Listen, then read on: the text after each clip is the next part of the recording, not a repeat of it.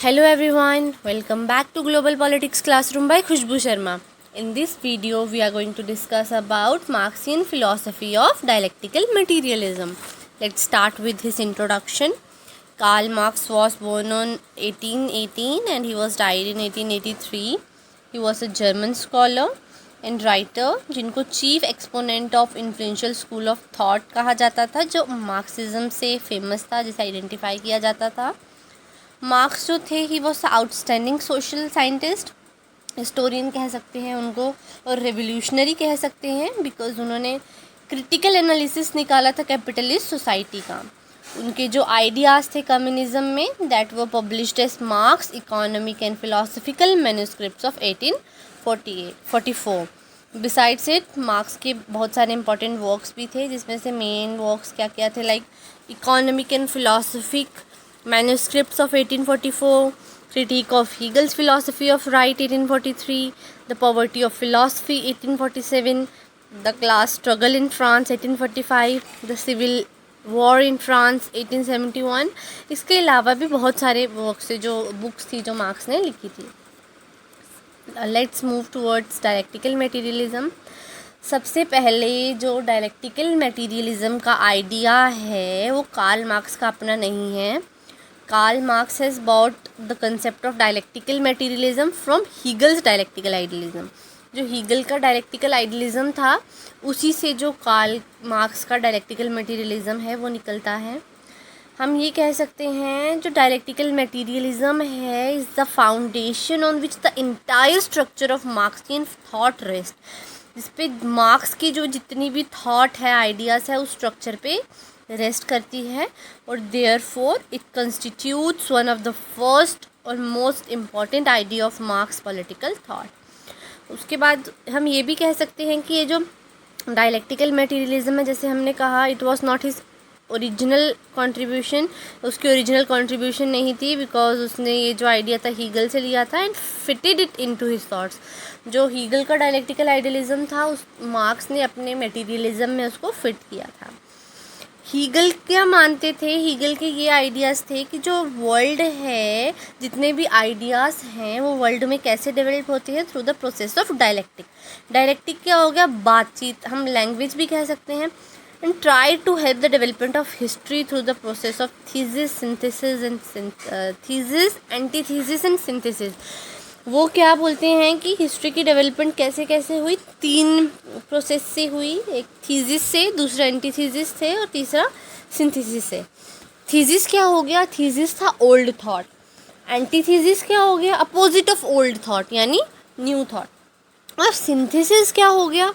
Synthesis हो गया combination of old and new thought, यानी थीसिस एंड एंटीथीसिस का जो कॉम्बिनेशन होगा वो मिलकर क्या बनाएगा? सिंथेसिस बनाएगा. यानी कोई भी पुरानी थॉट ले ली, कोई पुराना आइडिया ले लिया और कोई न्यू आइडिया ले लिया, तो उन दोनों को कंबाइन करके हमारा क्या बन गया? सिंथेसिस. डायलेक्टिसिज्म का सिंपली मतलब है 2 थॉट्स और थीसिस कॉम्बिनेशन. 2 थॉट्स, 2 आइडियाज़ या thesis combination, like thesis and antithesis.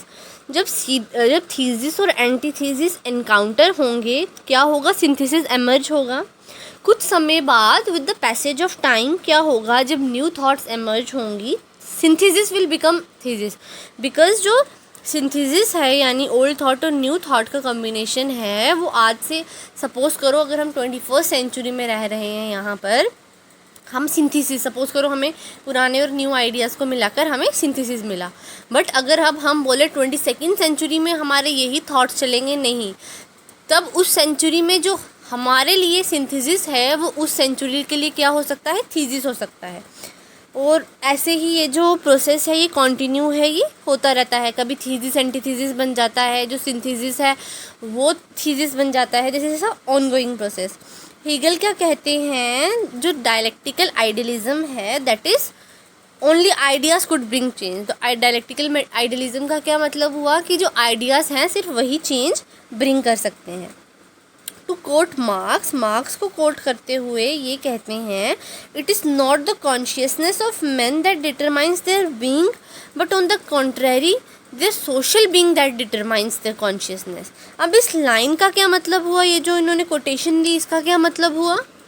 इसका मतलब ये है कि ये लोगों की कॉन्शियसनेस नहीं है, लाइक चेतना नहीं है, रैशनैलिटी, फीलिंग कह सकते हैं जिसको, सेंस नहीं है जो उनके अस्तित्व को डिटरमाइन कर रही है। पर इसके अपोजिट वो क्या कहते हैं, वो उनका सोसाइटल रहना सहना, हम कह सकते हैं उनका सामाजिक अस्तित्व ही है जो उनकी चेतना को निर्धारित करता है। लाइक वो जिस सोसाइटी में रह रहे हैं, उनका जिस प्रकार का रहना सहना है, उनका ढंग, वो उनकी कॉन्शियसनेस को डिटरमाइन करता है, उनकी फीलिंग को डिटरमाइन करता है, उनकी सेंस को, उनकी रेशनैलिटी को डिटरमाइन करता है। कि खुद देखो, अगर कोई पर्सन कहीं रह रहा है उसका इम्पैक्ट तो उस पर पड़ेगा ही ना। जो मार्क्स हैं, he was the follower of Hegel, but जो मार्क्स हैं he was not idealist as Hegel. वो हीगल के जितने आइडियलिस्ट नहीं थे, ही वॉज अ मटेरियलिस्ट। वो मटेरियलिस्ट चीज़ों पर ज़्यादा बिलीव करते थे।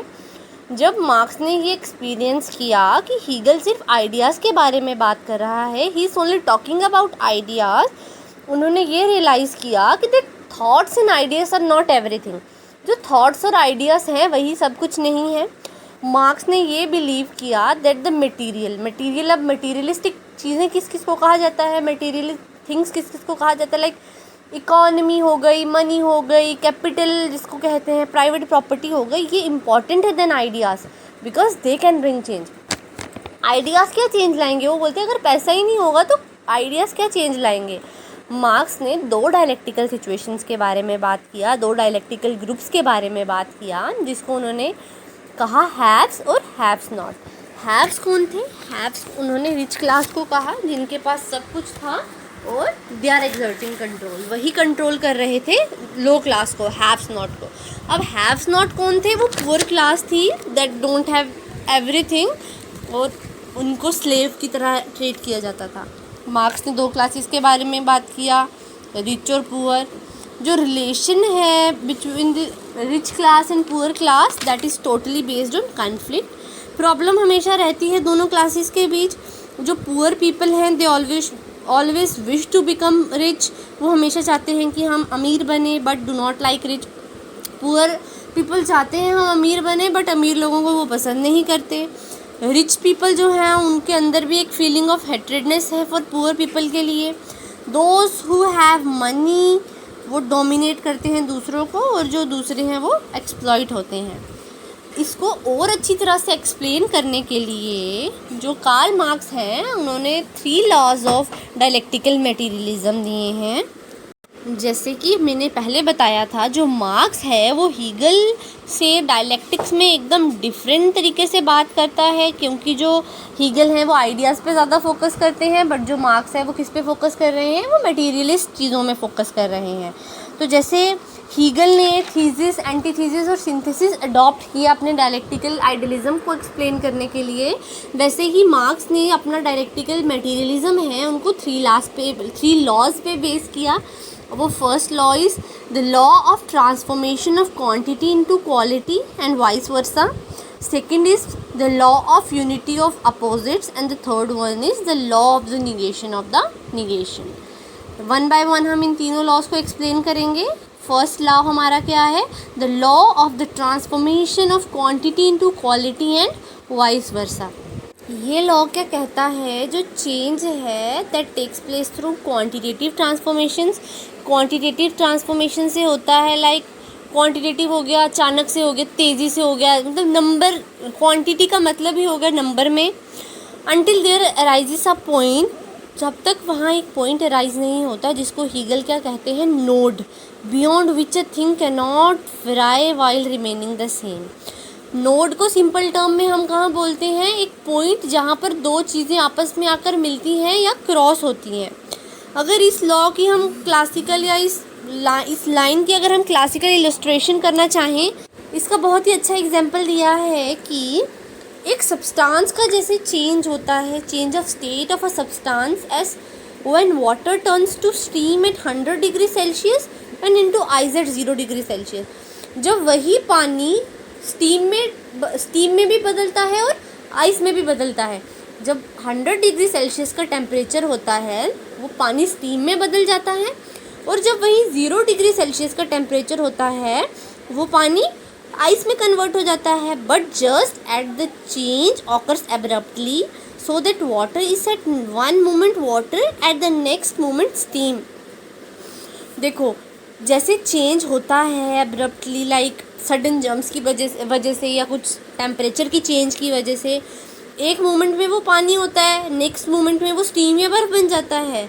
वैसे ही जो प्रोग्रेस है ह्यूमैनिटी की, that is not affected by the gradual process of growth. Gradual process of growth से उसका कुछ नहीं होने वाला। हाँ, सडन जम्प्स आएंगे जैसे, तब उसका कुछ होता है। अगर देख लो वाटर को हम 2 डिग्री सेल्सियस में रखें, 3 में रखें, 7 में रखें, 8 में रखें, शायद ही उसमें कुछ आइस हो।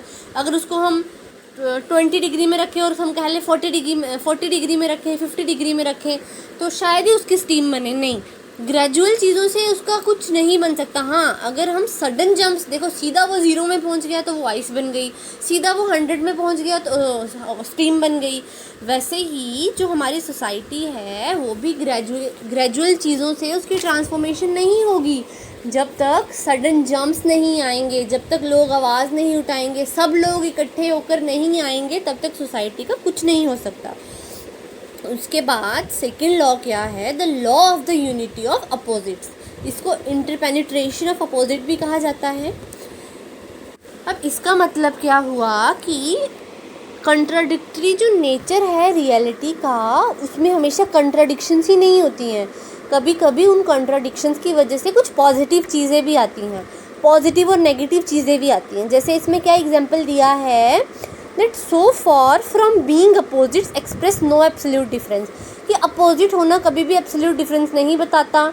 Just as a road to the east is also road to the west. Opposite होना, ईस्ट जो है वो वेस्ट के अपोजिट है, बट ये तो नहीं बताना कि ये बिल्कुल ही कॉन्ट्राडिक्टरी है, ये बिल्कुल ही अपोजिट है। क्यों? अगर वो ईस्ट में खड़े हुए पर्सन के लिए वो रोड वेस्ट पे जाती होगी, वहीं वेस्ट पे खड़े हुए पर्सन के लिए वो रोड ईस्ट पे जाती होगी। वैसे ही ईस्ट और वेस्ट की तरह कैपिटलिस्ट सोसाइटी में 2 क्लासेस हैं, बुर्जुआस और प्रोलेटरेट। वो दोनों को ईस्ट और वेस्ट रोड की तरह आपस में कनेक्ट किया हुआ है। बेशक ये दोनों कैपिटलिस्ट जो प्रोलेटरेट और बुर्जुआस हैं, ये अपोजिट हैं, but neither of these can develop without the other. Proletariat के बिना बुर्जुआस नहीं डेवलप कर पाएंगे अपने आप को। क्यों? जो बुर्जुआस हैं उनको भी काम चाहिए, पैसा चाहिए उनको जीने के लिए। वो कब करेंगे? जब वो जो प्रोलेटरेट हैं उनको पैसा चाहिए जीने के लिए। वो कब करेंगे? जब वो बुर्जुआस के पास जाएंगे, जब वो वहाँ जाके सर्व करेंगे।